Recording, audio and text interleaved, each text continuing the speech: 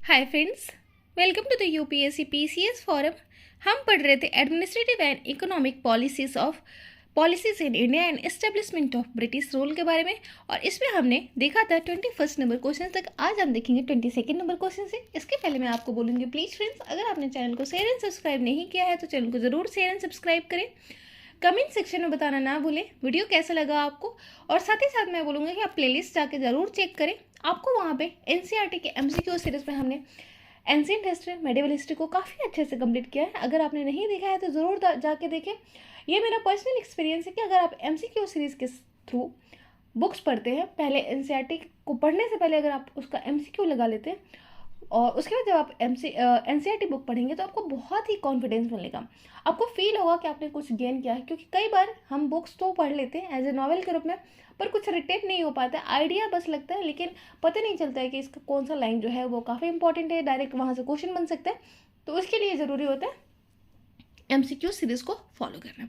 Start करते हैं 22 number question से। और with reference to the Kittur and Rani Chennamma which of the following statement is correct. तो कितूर और रानी चेन्नम्मा के रिगार्डिंग कौन सा स्टेटमेंट जो है वो करेक्ट है, ये हमें बताना है। When the British tried to annex the small state of Kittur in Karnataka today, Rani Chennamma led armed rebellion against British East India Company. She was arrested in 1824 AD and died in prison in 1829 AD। हमें बताना है यहाँ पे कौन सा statement जो है वो करेक्ट है। पहला स्टेटमेंट, जब ब्रिटिश जो है वो ट्राई करते हैं एनेक्स करने के लिए स्मॉल स्टेट जो कितूर का है, जो कर्नाटका में पड़ता है, रानी चेन्नम्मा जो है वो आर्म रेबेलियन ब्रिटिश के अगेंस्ट में करती है। बिल्कुल सही बात है ये, ठीक है। सेकेंड जो है, she was arrested in 1824 and died in prison in 1829 AD, ये भी बिल्कुल सही बात है। दोनों ही ऑप्शन यहाँ पे करेक्ट है और हमारा आंसर हो जाएगा सी, क्योंकि दोनों स्टेटमेंट यहाँ पे करेक्ट है। कितूर के रिगार्डिंग जो रानी चेन्नम्मा होती है वो उनको कहा जाता है इंडियन क्वीन ऑफ कितूर, और ये प्रिंसलेस स्टेट है, प्रेजेंट है ये स्टेट था और प्रेजेंट है ये कर्नाटका में पड़ता है। वो आर्म्ड रेबेलियन स्टार्ट करते हैं किसके अगेंस्ट में, ब्रिटिश ईस्ट इंडिया कंपनी के अगेंस्ट में 1824 AD में। और डॉक्ट्रिन ऑफ लैप्स के अंतर्गत, जो डॉक्ट्रिन ऑफ लैप्स जो था किसके द्वारा, डलहौजी के द्वारा स्टार्ट किया गया था, जिसके द्वारा क्या करना चाहते थे कि अगर कोई भी जो टेरिटरी है या प्रिंसलेस स्टेट है, अगर वहाँ पे जो राजा है उसका कोई हायर नहीं है, उसका जो रियल हेयर नहीं है, तो वो क्या करते थे, उसको वो कर लेते थे, अपने उसमें मिला लेते थे, अपनी टेरिटरी बना लेते थे डॉक्ट्रिन ऑफ लैप्स के अंतर्गत, तो maintain Indian control over the region. लेकिन वो डिफीट हो जाती है और 1829 में उनका डेथ हो जाता, प्रिजन में है। 23 नंबर क्वेश्चन देख लेते हैं। A new policy of paramountcy was initiated under the reign of which of the following governor general. तो एक नया पॉलिसी जो है पैरामाउंटेंसी का जो स्टार्ट हुआ था, विच of the following governor general के अंतर्गत हमें ये बताना है। तो पैरामाउंटेंसी जो इनिशिएट किया गया था वो लॉर्ड हेस्टिंग्स के द्वारा स्टार्ट किया गया था। ऑप्शन नंबर ए हो जाएगा हमारा करेक्ट। तो ये क्या था, एक्चुअली जो कंपनी जो होती थी वो क्लेम करती थी अपनी अथॉरिटी को, क्या, सुप्रीम और पैरामाउंट, और ये जो है वो स्टार्ट किया गया था किसके द्वारा, लॉर्ड हेस्टिंग्स के द्वारा। और उनके अकॉर्डिंग क्या था कि मतलब वो कोई भी रीजन को एनेक्स कर सकते हैं, क्योंकि उनके पास सुप्रीम पावर है, सुप्रीम अथॉरिटी है, पैरामाउंट पावर है। 24 नंबर क्वेश्चन देख लेते हैं। Which of the following statement is are correct regarding the policy of non intervention. तो नॉन इंटरवेंशन के रिगार्डिंग कौन सा जो पॉलिसी है वो करेक्ट, इनकरेक्ट है, ये हमें बताना है। पहला है, after the defeat of British in the war of American independence this policy was followed. Under the British policy, British government decided not to interfere in the neighboring states of India. The British adhered to the policy of non-intervention when it suited their interest. This period was utilized mainly to consolidate the power and to prepare themselves for the next phase of expansion. हमें बताना है कि कौन सा जो है वो incorrect है रिगार्डिंग द पॉलिसी जो था नॉन इंटरवेंशन का, जो ब्रिटिश के द्वारा स्टार्ट किया गया था, उसके रिगार्डिंग कौन सा स्टेटमेंट जो है वो इनकरेक्ट है। पहला बिल्कुल करेक्ट है कि डिफीट जो होता है ब्रिटिशर्स का वॉर ऑफ अमेरिकन इंडिपेंडेंस में इस पॉलिसी को अपनाया गया था, बिल्कुल सही बात है। Under this policy British government decided not to interfere in neighbouring states of India, ये तो बिल्कुल रॉन्ग है ना, ऐसा कोई उन्होंने स्टार्ट ही नहीं किया था। British adhere to the policy of non intervention when it suited their interest. हाँ, जब उनका इंटरेस्ट सूट करता था तब वो पॉलिसी ऑफ नॉन इंटरवेंशन लेके आते थे, बड़े ही चालाक type. This period was unutilized mainly to consolidate the power and prepare themselves for the next phase of expansion। ये भी बिल्कुल करेक्ट है। तो मतलब वो कोई भी पॉलिसी लेके आते थे, चाहे वो नॉन इंटरवेंशन का ही हो, तो वो अपने फायदे को ही देख के लेके आते थे। अपने पावर को कंसोलिडेट करना होता था या उनकी कोई इंटरेस्ट सूट कर रही हो, तो इसके ऊपर उनका जो ये पॉलिसी है वो एक्चुअली वर्क करता था। और according to non intervention policy, every ruler in India had to accept to pay a subsidy to the British for the maintenance of the British army। तो नॉन इंटरवेंशन में क्या होता था कि वो मतलब इसमें भी उनका फायदा ही रहता था कि नॉन इंटरवेंशन तो वो करेंगे, लेकिन जो रूलर्स हैं वो क्या करेंगे, उनकी आर्मी को पे करेंगे। वो इस बात को एक्सेप्ट करेंगे कि उनकी जो आर्मी है वो पेड की जाएगी, मेंटेनेंस जो होगी वो वहाँ के जो रूलिंग प्रिंसली स्टेट है वो करेंगे। ठीक है। In return British would protect them from their enemies. और इसके रिटर्न में वो क्या उनको आश्वासन देते थे कि वो उनको एनिमी से प्रोटेक्ट करते। एक्चुअली वो जो प्रिंसली स्टेट है उसको क्या ही प्रोटेक्ट करते थे, वो अपनी बस ये रखते थे, अपनी सुप्रीमेसी को प्रमोट करते थे। 25 नंबर क्वेश्चन देख लेते हैं। Consider the following statement with reference to the subsidiary alliance. Subsidiary alliance के रिगार्डिंग कौन सा स्टेटमेंट जो है वो करेक्ट है, ये हमें बताना है। The first ruler to accept the subsidiary alliance was the Nizam of Hyderabad. Under this policy, Indian rulers were forced to have a British official called the resident at his court. Under this policy, Indian rulers made to keep a large British force within the territory and pay for its maintenance। हमें बताना है कौन सा statement जो है वो ये correct है। तो ये जो पॉलिसी लाई गई थी ये किसके द्वारा लाई गई थी, सब्सिडरी अलायंस की जो पॉलिसी लाई गई थी वो वेलेस्ली के द्वारा लाई गई थी 1798 में। तो इसके अंतर्गत पहला जो स्टेटमेंट है वो बिल्कुल करेक्ट है कि पहला जो राजा था, पहला जो रूलर था कहाँ का, निज़ाम ऑफ हैदराबाद, उसने एक्सेप्ट किया था सब्सिडरी अलायंस को। ये बिल्कुल करेक्ट हो जाता है। और इस पॉलिसी के अंतर्गत क्या होता था कि जो ब्रिटिशर्स होते थे वो ब्रिटिश ऑफिशियल्स को रखते थे कहाँ पे, जो भी रूलर्स होते थे, जो भी प्रिंसली स्टेट्स होते थे वहाँ पे अपने ऑफिशियल रूलर्स को रखते थे। और उनका जो मेंटेनेंस होता था वो किसके द्वारा किया जाता था, जिसके यहाँ वो रहते थे। और बदले में उनको यही बताया जाता था। एक्चुअली मतलब ऐसा ही था जैसे वो पार्लियामेंट्री पावर जो लॉर्ड हेस्टिंग्स का था, वैसा ही कुछ स्टार्ट था, वैसा ही कुछ था ये। तो और ये इंट्रोड्यूस किया गया था 1798 में, और सब्सिडरी अलायंस था, और ये नॉन इंटरवेंशन वाली ही पॉलिसी थी to expand the British territory. और ये पहला जो निज़ाम था वो कौन था, हैदराबाद आसफ, जो हैदराबाद का जो निज़ाम था आसफ जा, वो था जिसको इसके अंतर्गत मतलब वो जिसने वो एक्सेप्ट किया था सब्सिडरी अलायंस को।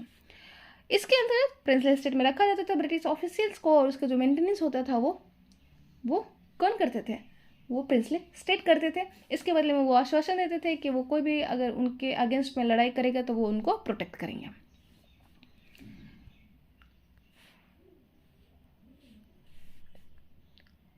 सिक्स नंबर क्वेश्चन देख लेते हैं। Which were the main negative consequence of the subsidiary alliance of the British.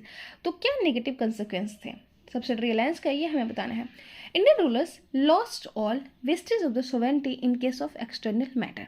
British resident interfere in day to day administration of the state.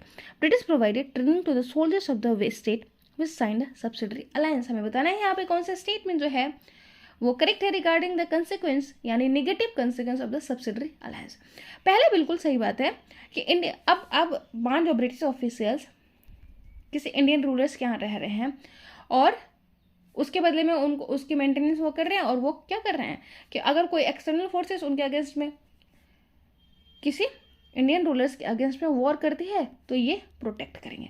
लेकिन इससे तो यही पता चलता है ना कि इंडियन रूलर जो हैं उनके पास जो राइट्स हैं वो ख़त्म हो जाती है, उनकी जो सोवरेनिटी है एक्सटर्नल फोर्सेस के रिगार्डिंग वो ख़त्म हो जाती है। तो पहला जो है वो बिल्कुल करेक्ट है। British resident in day to day administration of the state, बिल्कुल वो करते थे, तो ये भी सही है। British provided training to the soldiers of the state which signed the subsidiary alliance. ध्यान से आपको क्वेश्चन पढ़ना है, वैसे तो ये भी सही है लेकिन यहाँ पे नेगेटिव कॉन्सिक्वेंस पूछ रहा है, तो नेगेटिव कॉन्सिक्वेंस तो नहीं होगा, ये एक टाइप का पॉजिटिव कॉन्सिक्वेंस ही था, तो ये तो नहीं होगा। आंसर हमारा ऑप्शन नंबर ए हो जाएगा करेक्ट, क्योंकि स्टेटमेंट फर्स्ट और सेकंड जो है वो नेगेटिव कॉन्सिक्वेंस को बताता है। और एक्सप्लेनेशन में भी सेम ही है कि जो Indian rulers had to give up their independence and accept कर लेते हैं वो suzerainty of the English East India Company. किसके अंतर्गत, सब्सिडरी अलायंस इनडायरेक्ट वही होते हैं कि उनकी जो सुप्रीमेसी होती है उसको प्रमोशन मिलता है। और British provided military protection to those who sign the subsidiary alliance, बिल्कुल सही बात है, लेकिन ये एक पॉजिटिव कंसिक्वेंस होते हैं। ब्रिटिश रेसिडेंट जो होता है उनके यहाँ स्टेशन करते हैं और सारा जो उनका मेंटेनेंस और पे जो होता है वो इंडियन रूलर्स के द्वारा ही किया जाता है। नेक्स्ट क्वेश्चन देख लेते हैं 27 number, consider the following statement in the context of the governor general Lord Wellesley. तो गवर्नर जनरल लॉर्ड वेलेस्ली के रिगार्डिंग कौन सा स्टेटमेंट जो है वो करेक्ट है, ये हमें बताना है। During his reign, British army attacked and defeated Tipu Sultan in 1799 AD. In 1800 AD, Lord Wellesley forced a new treaty upon the puppet Nawab of Carnatic, compelling him to cede him kingdom to the company in return for pension. Arthur Wellesley defeated the combined armies of the Scindia and Wolseley in 1803 AD. In 1808, Wellesley was recalled from India. हमें बताना है यहाँ पे कौन सा statement जो है वो करेक्ट है। तो पहला स्टेटमेंट बिल्कुल करेक्ट है, पिछले क्लास में भी हमने काफ़ी अच्छे से पढ़ा था मैसूर के रिगार्डिंग, बहुत सारे स्टेटमेंट्स को भी हमने सॉल्व किए थे। तो पहले बिल्कुल करेक्ट है कि ब्रिटिश आर्मी जो है वो अटैक करती है। फोर्थ एंग्लो मैसूर वॉर में टीपू सुल्तान का क्या होता है, हार हो जाती है और श्रीरंगपट्टनम जो होता है वो एनेक्स कर ले जाते हैं ब्रिटिशर्स के द्वारा, और ये सब 1799 एडी में ही होता है, बिल्कुल सही बात है। 1801 में लॉर्ड वेलेस्ली जो है फोर्स करते हैं एक new treaty upon the puppet Nawab of Karnataka, और उसको कंपेल करते हैं सीड करने के लिए अपनी किंगडम को कंपनी को इन रिटर्न फॉर पेंशन, ये भी बिल्कुल सही बात है। आर्थर वेलेस्ली जो है वो डिफीट करते हैं combined armies of Scindia and Bhonsle in 1803 AD, ये भी बिल्कुल सही बात है। ये तीनों ही स्टेटमेंट करेक्ट है। फोर्थ स्टेटमेंट हमारा रॉन्ग हो जाता है, ऑप्शन नंबर बी हो जाता है करेक्ट। एक बार एक्सप्लेनेशन में देख लेते हैं। लॉर्ड वेलेस्ली जो होता है उसका जो पीरियड होता है, मतलब गवर्नर जनरल जो होता है बंगाल का, वो 1798 से 1805 होता है। एक चीज़ ध्यान में रखेंगे, यहाँ पे गवर्नर जनरल ऑफ बंगाल होगा, क्योंकि गवर्नर जनरल ऑफ इंडिया वो कब होता है, 1833 में गवर्नर जनरल ऑफ बंगाल का जो उपाधि होती है, टाइटल जो होता है वो चेंज होकर गवर्नर जनरल ऑफ इंडिया हो जाता है 1833 में, और यही पीरियड होता है जब सेंट्रलाइजेशन ऑफ पावर हो जाता है ब्रिटिशर्स के अंदर। ठीक है, तो ये सारी चीज़ें आपको ध्यान में रखनी है। तो इसके टेन्योर में क्या होता है, फोर्थ और लास्ट एंग्लो मैसूर वॉर होता है। थर्ड जो ट्रीटी होती है आपको पता है ये श्रीरंगपट्टनम की ट्रीटी होती है। फिर फोर्थ एंग्लो मैसूर वॉर होता है, वो वेलेस्ली के टाइम पे होता है, 1799 में होता है, और इसमें क्या होता है, टीपू सुल्तान मारा जाता है और उसके जो श्रीरंगपट्टनम का फोर्ट होता है वो एनेक्स कर लिया जाता है। एंग्लो मराठा वॉर जो होता है उसी के टाइम पे फॉर्ट किया जाता है, जिसमें भोसले, सिंधिया और होलकर जो होते हैं वो डिफीट हो जाते हैं। फिर एक नया ये ट्रीटी किसके ऊपर फोर्स करते हैं, नवाब ऑफ कर्नाटक के ऊपर, और कंपेल करता है उसको अपना किंगडम सीड करने के लिए कंपनी को। ठीक है, और उसको रिटर्न में क्या मिलता था, पेंशन मिलता था। वेलेस्ली को 1805 में रिकॉल कर लिया जाता है और लॉर्ड कॉर्नवालिस को इंडिया भेज दिया जाता है फिर से। ठीक है, नेक्स्ट क्वेश्चन देख लेते हैं 28 नंबर क्वेश्चन को। Consider the following principle state of British rule in India. तो ब्रिटिश रूल के रिगार्डिंग हमें बताना है कि कौन सा जो है वो करेक्ट है। जहाँ से Sambalpur, Satara the correct chronological order in which they were annexed by the Britishers. तो हमें करेक्ट क्रोनोलॉजिकल ऑर्डर बताना है कि किसमें उनको मतलब एनेक्स कर लिया गया। तो करेक्ट जो क्रोनोलॉजिकल ऑर्डर होगा हमारा यहाँ पे वो होगा सबसे पहले सतारा, उसके बाद होता है संबलपुर, उसके बाद होता है झांसी, ऑप्शन नंबर सी हो जाएगा हमारा करेक्ट। डॉक्ट्रिन ऑफ लैप्स आपको पता है लॉर्ड डलहौजी के द्वारा स्टार्ट किया गया था, और इसमें भी क्या होता था, इस डॉक्ट्रिन के अंदर क्या होता था कि कोई भी स्टेट जिसका कोई भी मेल हेयर नहीं है, मतलब उनका अगर कोई पुत्र नहीं है अपना खुद का, तो वो अपनी जो टेरिटरी होती है, अपना जो किंगडम होता है, वो किसको सौंप देते हैं, ईस्ट इंडिया कंपनी को। ठीक है, सतारा जो है वो एनेक्स कर लिया जाता है लॉर्ड डलहौजी के द्वारा 1848 में, संबलपुर 1849 में, बघाट 1950 में, झांसी 1853 में। 1850 में क्या, बघाट को, संबलपुर को 1849 में, सतारा को 1848 में। तो ये सारा चीज एनेक्स कर लिया जाता है डॉक्ट्रिन ऑफ लैप्स के अंतर्गत। 29 नंबर क्वेश्चन देख लेते हैं। The rulers of which of the following state was removed from the power by the British on the pretext of misgovernance। तो मिसगवर्नेंस के इस पर किसको रिमूव कर लिया जाता है, कौन से रूलर को रिमूव कर लिया जाता है ब्रिटिशर्स के द्वारा, ये हमें बताना है। अवध, झांसी, नागपुर और सतारा। तो अभी तुमने देखा सतारा जो है वो डॉक्ट्रिन ऑफ लैप्स के अंतर्गत, झांसी को भी डॉक्ट्रिन ऑफ लैप्स के अंतर्गत, नागपुर को भी डॉक्ट्रिन ऑफ लैप्स के अंतर्गत, ये कर लिया था, एनेक्स कर लिया था। तो एक ही जो बचता है अभी यहाँ पे बच रहा है अवध, जिसको 1856 में मिस गवर्नेंस के आधार पे इसको एनेक्स कर लिया जाता है ब्रिटिशर्स के द्वारा। ऑप्शन नंबर ए हो जाता है करेक्ट। और वहाँ के जो नवाब होते हैं, अवध के जो नवाब होते हैं, वो कौन होते हैं? नवाब वाजिद अली शाह। 30 नंबर क्वेश्चन देख लेते हैं। Identify the British policy on the basis of given description. तो ये हमें पॉलिसी बताना है गिवन डिस्क्रिप्शन के regarding. The policy was mainly utilised by the Lord Dalhousie. Under this policy British denied to recognise adopted son of the Indian rulers who had not their natural heir. They required the territory of the rulers who do not have legal heirs. हमें बताना है ये किसके बारे में, ये कौन सा स्टेटमेंट है, कौन सी डॉक्ट्राइन किस बारे में डिस्क्रिप्शन दिया हुआ है, कौन से ब्रिटिश पॉलिसी को बताता है। तो पहला यहाँ पे आपको एक चीज़ समझना कि लॉर्ड डलहौजी, आपको पता है सब्सिडरी अलायंस जो है वो वेलेस्ली ने स्टार्ट किया था। पॉलिसी ऑफ नॉन इंटरवेंशन हमने देखा था हेस्टिंग्स के द्वारा भी स्टार्ट किया गया था। ठीक है, रिंग फेंस किसके द्वारा स्टार्ट किया गया था, कमेंट सेक्शन में आप बताएंगे। तो यहाँ पर डॉक्ट्रिन ऑफ लैप्स जो है वो लॉर्ड डलहौजी के द्वारा ही स्टार्ट किया जाता है। और इसी में हमने डिस्कस किया कि कोई भी इंडियन रूलर है अगर उनका कोई नेचुरल मेल हेयर नहीं है तो वो एडॉप्टेड सन को एक्सेप्ट नहीं करेंगे और उनका जो टेरिटरी होगी, उनकी जो रूलिंग स्टेट होगा वो अडॉप्ट कर लिया जाएगा, एनेक्स कर लिया जाएगा ब्रिटिशर्स के द्वारा। तो बिल्कुल ये डॉक्ट्रिन ऑफ लैप्स की बात कर रहे हैं। ऑप्शन नंबर बी हो जाता है हमारा करेक्ट। और ये स्टार्ट किया गया था लॉर्ड डलहौजी। और इसके अंतर्गत बहुत सारे जो प्रिंसली स्टेट होते हैं उसको एनेक्स कर लिए जाते हैं, जैसे कि झांसी, बघाट, नागपुर, सतारा, संबलपुर, ये सारी जगह को।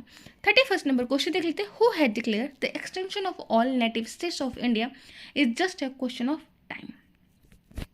तो किसने डिक्लेयर किया कि the extension of all native states of India is just a question of time? तो ये कौन बोलते हैं? Lord Dalhousie, Lord Hardinge, Lord Lytton, Lord Irwin. हमें बताना है यहाँ पे कौन सा स्टेटमेंट जो होगा वो करेक्ट होगा। तो यहाँ पे जो है वो डिक्लेयर किसके द्वारा किया जाता है? The extension of all native states of India is just a question of time है, ये डिक्लेयर किया जाता है लॉर्ड डलहौजी के द्वारा। ऑप्शन नंबर हमारे ए हो जाता है करेक्ट। लॉर्ड डलहौजी ये डिक्लेयर करता है। जब लॉर्ड डलहौजी आता है गवर्नर जनरल बन के, इसका जो पीरियड होता है वो 1848 से 1856 तक होता है। ठीक है, ये भी आपको ध्यान रखना है। और वो उसका जो वो डिटरमाइंड होता है किसके लिए? ब्रिटिश रूल को डायरेक्ट करने के लिए, एक्सटेंड करने के लिए लार्ज पॉसिबल एरिया को, और इसीलिए लेके आता है वो डॉक्ट्रिन ऑफ लैप्स। ठीक है, और इसके अंतर्गत वो काफ़ी एक्सपेंड कर लेते हैं ब्रिटिश इंडिया को। 32 नंबर क्वेश्चन देख लेते हैं। Consider the following statement. The conquest of Sindh occurred as a result of growing Anglo Russian rivalry in Europe and Asia. Sindh was annexed by Britishers in 1837 AD। हमें बताना है यहाँ पे कौन सा स्टेटमेंट जो है वो करेक्ट है। पहला स्टेटमेंट बिल्कुल करेक्ट है कि जो सिंध का जो कन्क्वेस्ट होता है वो मेनली किसकी वजह से होता है? एंग्लो और रशिया का जो राइवलरी स्टार्ट हो जाता है यूरोप एंड इंडिया के टाइम पे, इंडिया के बीच में, एशिया के बीच में, तो इसीलिए ये कन्क्वेस्ट होता है। Sindh was annexed by Britishers in 1837 AD बिल्कुल इनकरेक्ट है, क्योंकि सिंध को एनेक्स किया जाता है 1843 AD में। ठीक है, ये आप ध्यान में रखेंगे। तो सिंध ये सेकंड जो है वो हमारा रॉन्ग हो जाता है। ऑप्शन नंबर सिर्फ फर्स्ट यानी स्टेटमेंट फर्स्ट हमारा करेक्ट है, इसलिए हमारा ऑप्शन नंबर फर्स्ट हो जाएगा करेक्ट, आंसर हो जाएगा ए। तो कन्क्वेस्ट जो सिंध का होता है वो इसीलिए होता है क्योंकि जो राइवलरी होती है ब्रिटिशर्स और रशियन के बीच में राइवलरी जो होती है वो काफ़ी इंक्रीज कर जाती है। और वो क्या कर ले, उन ब्रिटिशर्स के अंदर कंटिन्यूस फियर रहता है कि रशिया अटैक कर देगा। आपको पता है क्या, या तो अफगानिस्तान के साइड से अटैक कर देगा या पर्शिया के टाइप से, पर्शिया यानी ईरान के साइड से। और रशिया को काउंटर करने के लिए ब्रिटिश जो गवर्नमेंट होते हैं वो डिसाइड करते हैं किस चीज़ को कंट्रोल करने के लिए अफगानिस्तान और पर्शिया वाले रीजन में। आपको पता है कि ये हमारा इंडियन टेरिटरी होता है।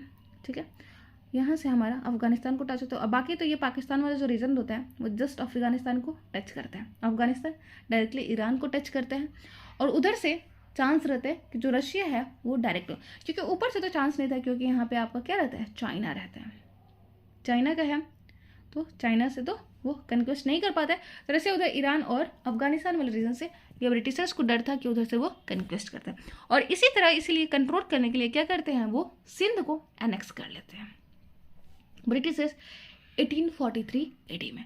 नेक्स्ट क्वेश्चन देख लेते हैं 33 number. The British denied helping Nawab of Awadh against the Rohillas.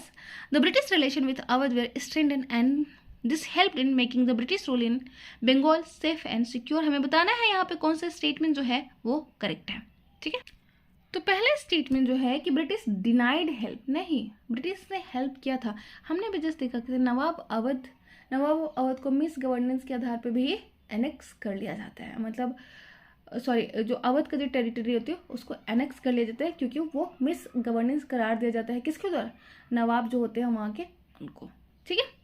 तो ब्रिटिशर्स ने हेल्प किया था नवाब ऑफ अवध को अगेंस्ट द रोहिला और रोहिला की डिफीट हुई थी।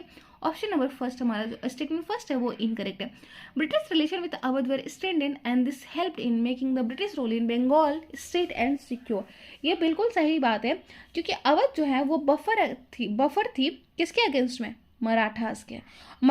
और इसके साथ ही क्या होता है, मराठा का जब ये हो जाता है, डिफीट हो जाता है और कंसोलिडेशन होता है रेस्ट ऑफ इंडिया में, ब्रिटिशर रेस्ट ऑफ अल्टीमेटली वो एनेक्स कर लेते हैं अवध को भी, ठीक है।